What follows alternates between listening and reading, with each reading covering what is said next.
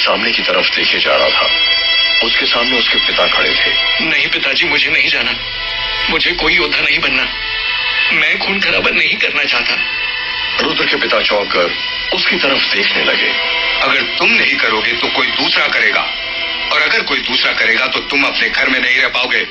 तुम्हारा घर छीन लिया जाएगा, लूट लिया जाएगा, और तुम्हें तुम्हारे घर से बेदखल कर दिया जाएगा। सिर्फ घर से ही नहीं, बल्कि इस शिखर साम्राज्य से बेदखल कर दिया जाएगा। हमारे दुश्मनों की लगातार यही कोशिश रही है। फिर रुद्र के पिता उसके और भी करीब आ गए, और उनकी कोशिशों को नाकाम करने के लिए शिखर साम्राज्य का बच्चा बच्चा लड़ाका बनने के लिए तैयार खड़ा है। वो अपने इस शिखर साम्राज्य के लिए अपने खून की एक एक बूंद बहा देने और दुश्मनों का खून पी जाने के लिए तैयार रहता है। फिर तुम ऐसी बात कैसे कर सकते हो? मेरी एक बात गांठ बांध लो, इस दुनिया में जो ताकतवर है बस उसी की इज्जत है, और वही सुरक्षित है। रुद्र अपने पिता का मुंह देखता रह गया। वह उनको जवाब देने की हालत में नहीं था, क्योंकि उसे भी पता था कि शिखर साम्राज्य पर लगातार हमले होते रहते थे, और इसकी वजह थी यहाँ मौजूद बेशकीमती खजाने के भंडार, जिसे पाने के लिए शिखर साम्राज्य के पड़ोसी राज्य पागल पड़े हुए थे। और उनमें सबसे ज्यादा पागल मंगलव साम्राज्य था। बेमन से ही सही, पर रुद्र उठ खड़ा हुआ। जल्दी ही वो अपने पिता के साथ जंगल के बीचों बीच स्थित एक ऐसे केंद्र की तरफ बढ़ने लगा जहाँ शिखर साम्राज्य के बच्चे बच्चे को युद्ध कला सिखाई जाती थी। हमारी धरती से सैकड़ों फीट नीचे एक अलग ही दुनिया बसी हुई थी, जहाँ बेशकीमती खजाने और हीरे जवाहरातों का भंडार मौजूद था। उसी दुनिया में मौजूद महान शिखर साम्राज्य, जो सबसे ज्यादा समृद्ध था, उस पर कब्जा जमाने के लिए लगातार दुश्मनों और लुटेरों के हमले हो रहे थे। आज से कई सौ साल पहले शिखर साम्राज्य की घाटी में घमासान युद्ध मचा हुआ था। हर तरफ लाशें ही लाशें दिखाई दे रही थीं।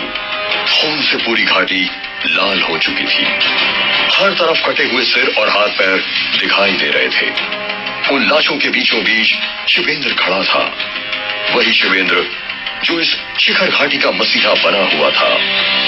उसके हाथों में समय खून से रंगी दोधारी तलवार मौजूद थी, और उसके चारों तरफ फैला हुआ था मौत का सन्नाटा। अचानक पीछे से घायल सैनिक धीरे धीरे उठता हुआ दिखाई दिया, जबकि शिवेंद्र घाटी के दूसरे छोर की तरफ देख रहा था। उसी समय वो सैनिक एक झटके में उठ खड़ा हुआ, और उसने अपनी धारदार तलवार का वार शिवेंद्र की गर्दन पर करना चाहा। अभी उसका हाथ ऊपर हवा में उठा भी नहीं था कि एक झटके में ही शिवेंद्र का हाथ पीछे की तरफ घूमा, और उस सैनिक का सिर हवा में उड़ता हुआ दिखाई दिया। ठीक उसी समय दूसरी दिशा से घोड़ों की टापों की आवाज तेजी से इसी तरफ आती हुई सुनाई दी, और दूसरे ही पल भारी संख्या में घुड़सवार सैनिक शिवेंद्र के सामने खड़े थे। अपने भाई से पिटने और राज्य से निकाल दिए जाने के बाद भी तू राज्य भक्ति दिखा रहा है। हमारा साथ दे शिवेंद्र, तुझे तेरी बेइज्जती का बदला भी मिलेगा, और राज्य का शासन भी। शिवेंद्र के चेहरे पर मुस्कान फैल गई। इससे पहले कि मेरी तलवार तुम्हारे शिकार के लिए तैयार हो, यहाँ से लौट जाओ। मेरी तलवार इस शिखर घाटी की तरफ आंख उठाकर देखने वालों के खून की प्यासी रही है, और हमेशा रहेगी। सामने से भयानक ठाके सुनाई दिए। हमने तुझे एक मौका दिया था, क्योंकि तू एक वीर योद्धा है, और हम वीरों का सम्मान करते हैं।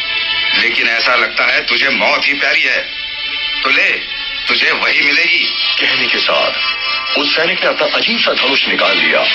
देखते ही देखते वहां खड़े सैनिकों के हाथों में उनके धनुष बाण दिखाई देने लगे।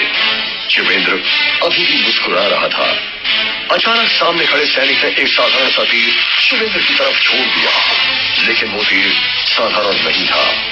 थोड़ा आगे आते ही उस तीर ने एक भयंकर नाग का रूप ले लिया। अब वह अपनी जीभ लपलपाता हुआ तेजी से शिवेंद्र की तरफ आगे बढ़ता जा रहा था। शिवेंद्र की बाहें तन गईं। उसने एक झटके में अपनी तलवार की नोक ऊपर आसमान की तरफ उठाई। ऐसा करते भयानक बिजली चमकी। ऐसा लगा जैसे बिजली सीधा तलवार की नोक से आकर टकराई हो, और उधर दूसरी तरफ सभी सैनिकों ने एक साथ तीर छोड़े।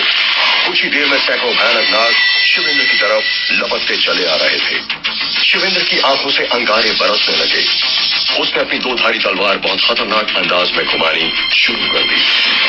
उसकी तेजी बिजली को भी मात दे रही थी। जैसे वह भयानक नाग शिवेंद्र के पास पहुंचा, पलक झपकते ही वह कई टुकड़ों में बढ़कर जमीन पर गिर पड़ा और इसी के साथ साथ उसके पीछे आ रहे नागों के झुंड का भी यही हाल हुआ।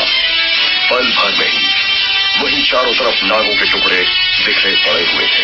ये मंजर देख सामने खड़े सैनिक हड़बड़ा गए, लेकिन तभी सेनापति जयद्रथ ने गुस्से में सैनिकों की तरफ देखा।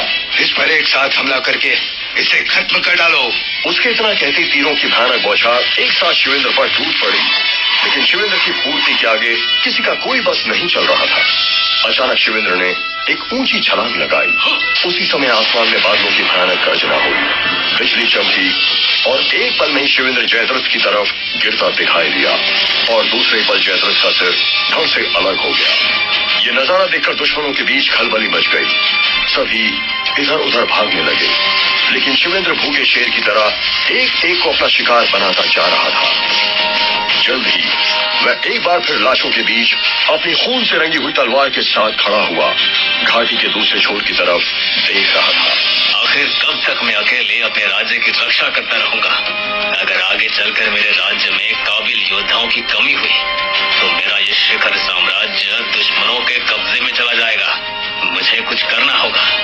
मुझे अपने साम्राज्य के बच्चे बच्चे को खतरनाक लड़ाका बनाना होगा।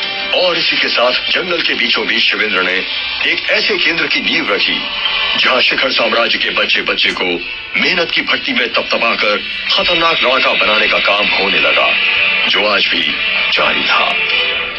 जब रुद्र उस केंद्र के सामने पहुंचा तो वहां का नजारा देखकर हैरान रह गया। उसके सामने उस समय जो कुछ भी था वो उसके होश उड़ाने के लिए काफी था।